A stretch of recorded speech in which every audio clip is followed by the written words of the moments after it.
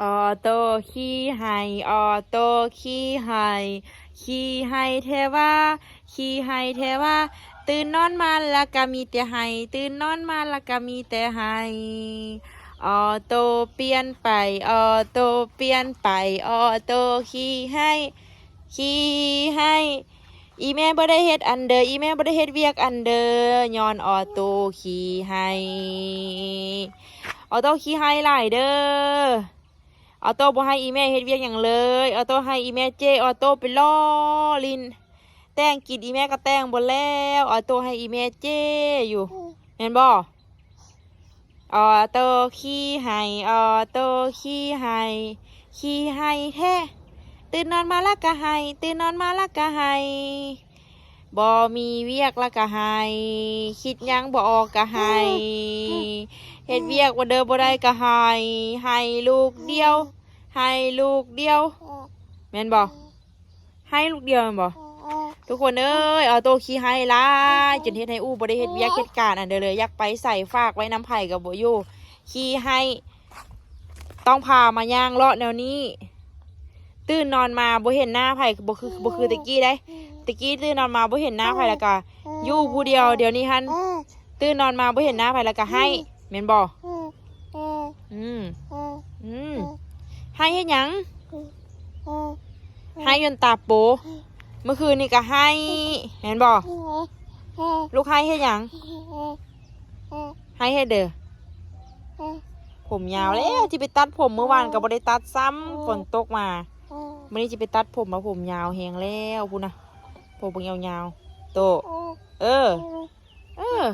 เอาโตขี้ให้เฮ็ดหยังให้เฮ็ดหยังเป็นหยังคือให้ตื่นนอนมาบ่ต้องให้แม่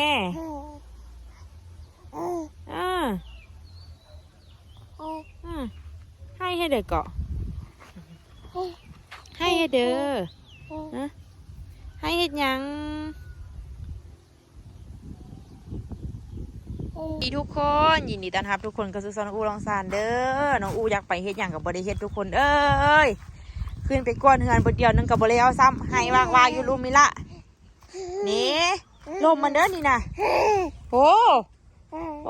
เดี๋ยวออกมาทีละมีแหงเนาะอยู่หันละให้เนาะเอาเพิ่งไหมเพิ่งเมตูกับเมดาวไหมเพิ่งเมตูกับเมดาวเสียยาไหมเพิ่งเมดาวเสียยากับเมตูเสียยาเสียงาออกจากมักหนาวเด้อเสียงาออกจากมักหนาวเด้อนี่ออโต้ว่ะโต้ขี้ให้แห้งบ่ให้โดนนิดเนาะเน่เห็นบ่ได้ยินไม่ด่าเว้าบ่ไม่ด่าว่าได้ยินออโต้ให้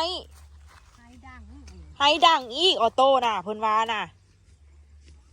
เฮ้อายเด้เนาะอายเด้ข้าเจ้าได้ยินเสียงให้อายแท้เป็นอีเมอายแท้เฮ้ยอีได้มาเฮ้ยอีบุอยากอยู่มองเก้าอยากเต้นเลาะนี่พูดนะย่างเลาะอารมณ์แบบนี้เดี๋ยวบอกไหมนี่เมตูเซียญาเอาจำบางนาวพอฝนมาแล้วจังน้อยเดี๋ยวให้มากอันปักบวบมันขึ้น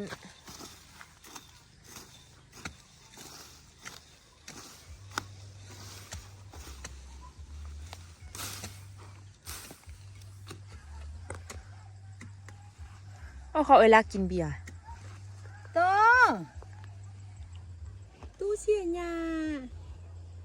ละหายวะลูก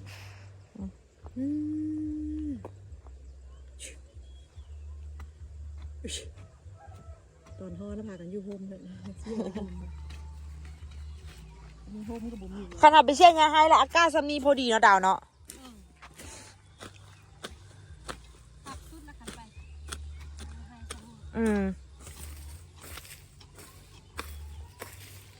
ขี้ให้เอาเท่ว่าเดียวนี่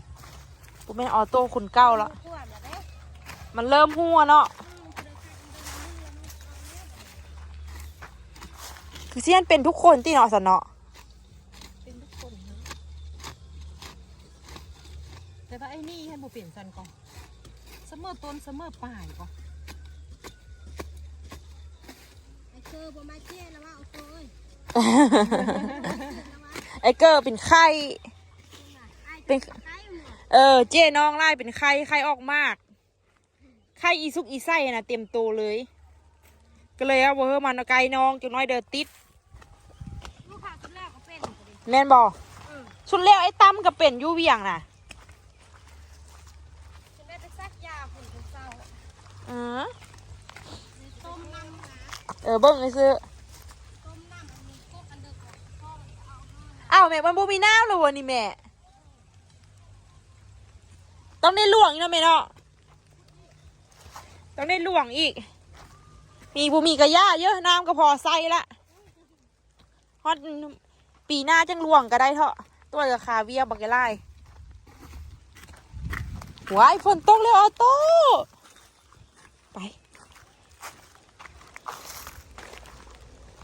ฝนตกแล้วเสียหญ้าทุกคนเสียหญ้าออกแม่เพิ่นว่าดอกผักตบนี่กินได้แม่เพิ่นว่าดอกนี่เอาไปลวกกับเจียวเพิ่นว่าดอกมันนี่น่ะโอ้ฝนตกแล้วออโต้ไปก่อนเด้อไปก่อนเด้อ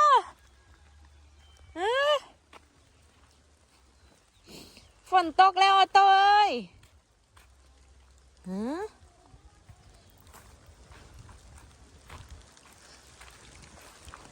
้ยให้อย่างกินเนาะให้อย่างกินเนาะนี่ผมว่ายังบ่คาดคำออโต้ให้อีกแล้วออโต้ให้อีกแล้ว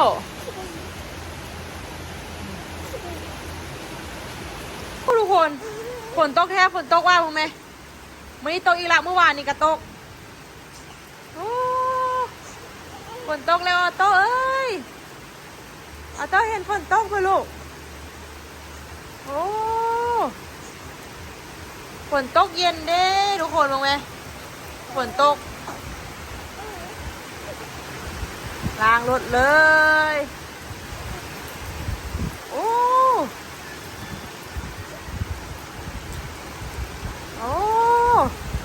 บางประตูลบก้นหัวโต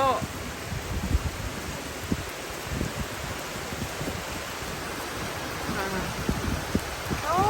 เย็นเด้เย็นแท้วะ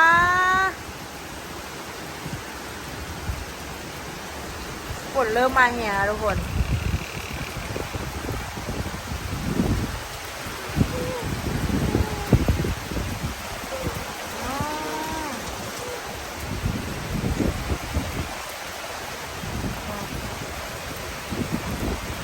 ลมพัดเย็นชอยๆเลย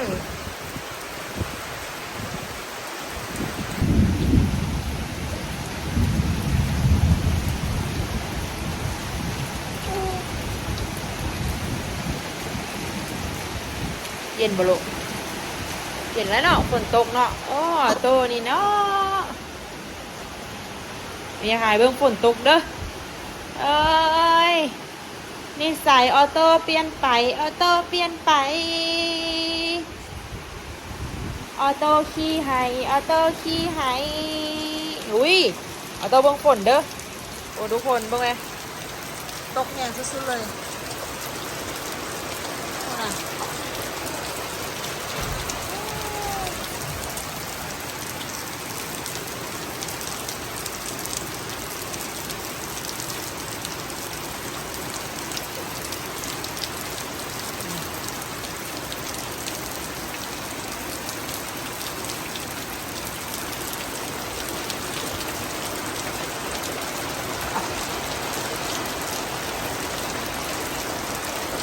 ตกแรงสุดๆเลย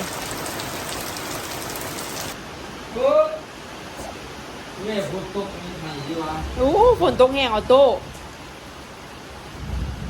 โอ้ยฝนตกแห้งแท้ฝนตกแห้งที่นอกออกหลายออโต้ฝนตกหลายมือแล้วออโต้เขาไม่ได้ไปขุดนอกจักมือเลยออโต้เนี่ยไหน ดูไปดูตู้อาหาร อยู่ฮะ เออรอดแล้ว หากระตื้นนี่นะ รอดอีกนะรอดอีกนะ เสื้อถ้วยยังกลิ่นหอม รอด เอาบรรยากาศฝนตกล่องสารมาฝากกับออโต้ขี่ไฮมาฝากเด้อวันนี้บ่มีคลิปอย่างเด้อออโต้ขี่ไฮมาฝากเด้อบ่ได้เฮ็ดอย่างเลย เพราะว่าออโต้นี่ขี่ไฮหลายไปใส่กับบอได้ออโต้นี่ขี่ไฮไปใส่กับบอได้เฮ็ดอย่างกับบอได้ออโต้นี่ขี่ไฮ ออโต้เบิ่งฝนตกมาทุกคนเนาะอยู่ล่องสารฝนตกทุกมื้อทุกคนเลยบ่ตกสวยก็ตกตอนแบบใกล้สิค่ำเดี๋ยวสินะหรือบ่ซั่นก็ตกแบบคอนสิแจ้งอะไรประมาณนี้แหละทุกคนอยู่เขตแบบประเทศไทยแบบเขตใดฝนตกแน่บอกน้องอูเด้ออยู่ร้องสารนี้ปีนี้นี่ฝนตกหลายทุกคนฝนตกแต่หัวปีเลย